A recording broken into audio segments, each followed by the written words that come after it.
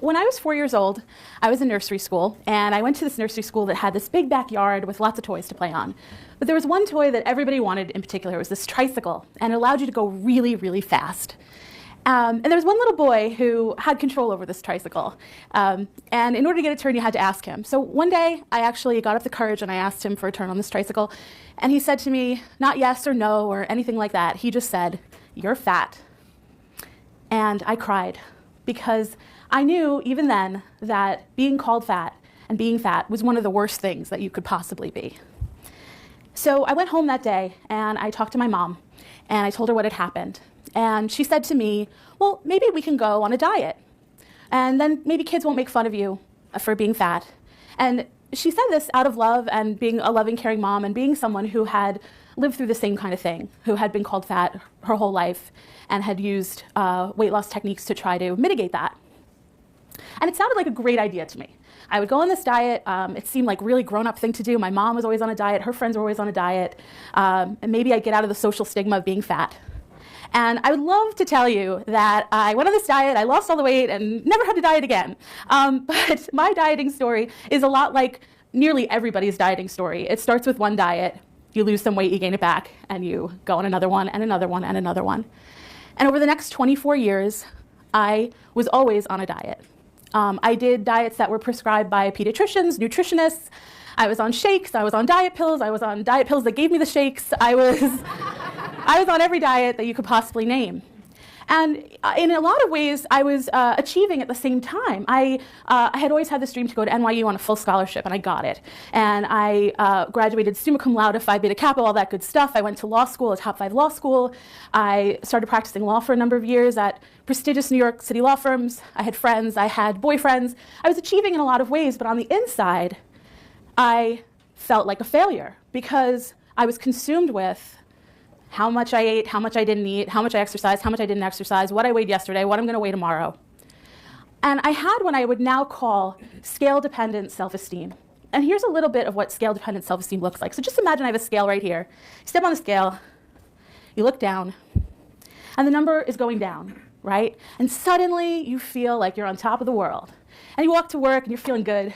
And you get to your office and everyone's complimenting you and they're asking, what's your secret? And you're like, my secret is this awesome diet. And everyone tells you how great you look. And there's this little tinge of anxiety. I have to admit, there's this little tinge of anxiety because this is probably diet number 15. And diets 1 through 14 started out this way and ended a different way. And so there's this tinge, but you believe, you have this sort of lottery thinking and you think that this is the one, this is the answer to my weight loss dreams. Okay, but here's the flip side of scale-dependent self-esteem. Let's go back to that scale. Step on the scale, you look down, and the number on the scale is up. And suddenly, things don't feel as great. And you feel ashamed. You feel like you failed. You walk to work feeling down, worrying about what people are going to say when you get to the office. And usually they don't say anything, but you're not getting those compliments. You're not getting that approval anymore. And so your self-esteem is affected negatively. And here's the danger of this scale-dependent self-esteem. This is a huge danger. If you think about it, millions and millions of people are on diets at any given moment. This year alone, Americans are going to spend $62 billion on diets and diet products. So there are millions and millions of people going through this every day. And I want to talk about this big myth about fat and health, which is that fat is unhealthy and weight loss is healthy. Let's talk about weight loss for just a moment. Let's talk about the realities of weight loss. So here's a statistic that I think is going to blow your minds. 95% of people who lose weight on a diet gain it back within 3 to 5 years. 95% of people, right? This is a huge number of people who gain all of the weight back within 3 to 5 years. And you know what? 83% of people gain back more weight than they lost. So if you've ever been in that boat of losing 10 pounds, gaining 15, losing 30, gaining 60, you're not weird. You didn't fail. You're totally normal. You're absolutely and totally normal. It's a totally normal physiological response. And of course, there are those outliers. There are those people who, lose a bunch of weight and keep it off past 5 years. But they are outliers. They are not the norm. And they're not what anybody should base their own experience on or their expectations on. So if weight loss doesn't work, it doesn't work, and just leads to this cycle of dieting that everyone calls yo-yo dieting, and people sort of understand that yo-yo dieting is a bad thing, but really all dieting is yo-yo dieting. It really is, because it doesn't work, so you go on another diet and another diet and another diet. Well, you probably are thinking, well, I'm hearing all these bad things about obesity, right? And fat, like it's so bad to be fat. We hear about the obesity epidemic all the time and the dangers of fat. Well, I'm here to tell you that fat is not dangerous the way you think it is. Instances in the medical literature and in research that talk about the obesity paradox. So what is the obesity paradox? Well, it's this instance that happens again and again and again where obesity seems to have a protective effect. Here are a couple of examples where obesity or fat, I like to use that word, just fat, has a protective effect. One is type 2 diabetes.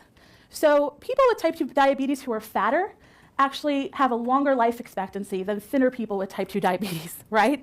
And what do we tell people with type 2 diabetes all the time? Well, you have to lose weight, right? You have to watch your sugar and your carbs, and you should do some stress reduction, but you have to lose weight. Well, we're giving people wrong information all the time. Shows up with strokes. People who are fatter who have strokes tend to heal better after stroke. People who end up in post-surgical ICU, they have a better chance of surviving and thriving after post-surgical ICU if they're fatter. And this is just a couple of instances. There are certain types of cancers where this shows up. There are a number of instances where this shows up. The point is that maybe fat and thin don't matter quite as much. People who engage with 4 basic healthy habits have about the same life expectancy no matter what their size.